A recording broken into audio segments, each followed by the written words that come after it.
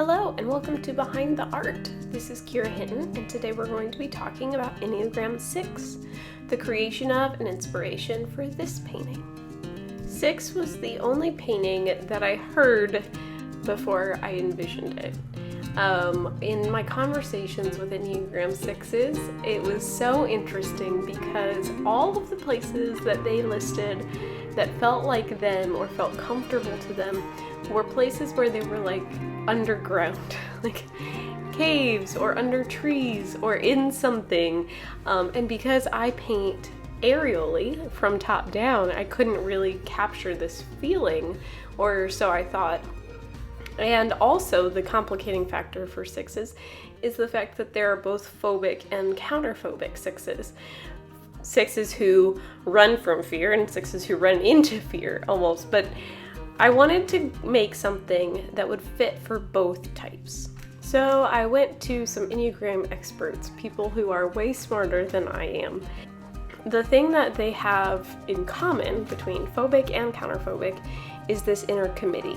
This almost group of people in their minds that are constantly telling them how they should make a decision, that their decision making is wrong or poor or all the things that they need to think through, but they don't know exactly which is the right way.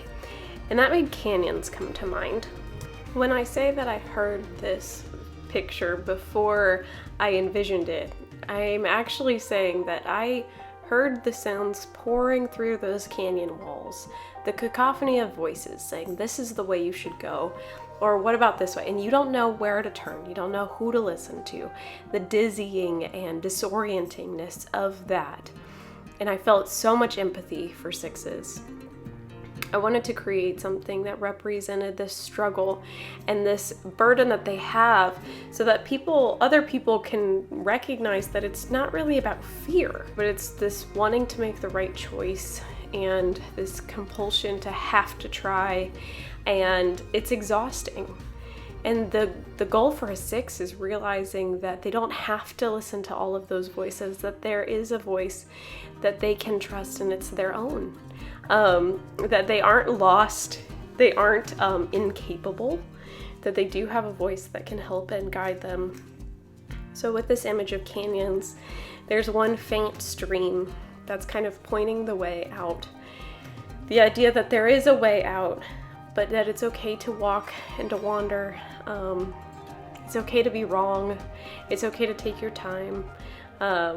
And to come out the other side, and all those voices and all that echoing dies down behind you.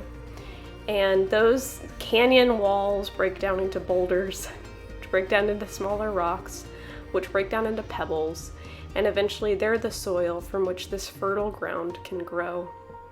6s who have conquered this for themselves are able to give courage to the rest of us. That's their virtue. Ultimately, they are the ones who give us courage, who fought those huge battles so that they can remind us that we can win them too.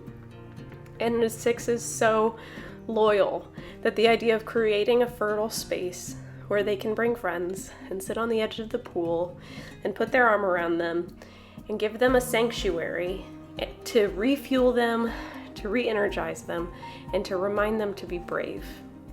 And I hope that you 6s can feel encouraged by this, that you can, in all of the winding mazes of canyons and wherever you are at right now, with all those voices, that you can remember that you have a voice that matters and that you can find your way out and that there is courage and life waiting for you on the other side.